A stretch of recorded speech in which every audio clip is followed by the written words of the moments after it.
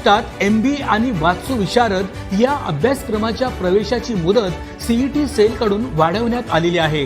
23 October 2024 पर्यंत MBA ची प्रवेश प्रक्रिया सुरू राहणार आहे।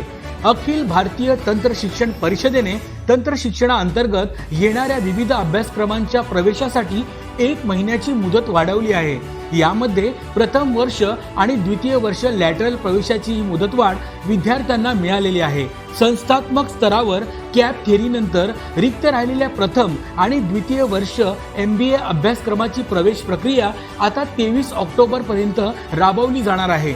महायुती सरकारमुळे विद्यार्थ्यांना हा मोठा दिलासा मिळालेला आहे।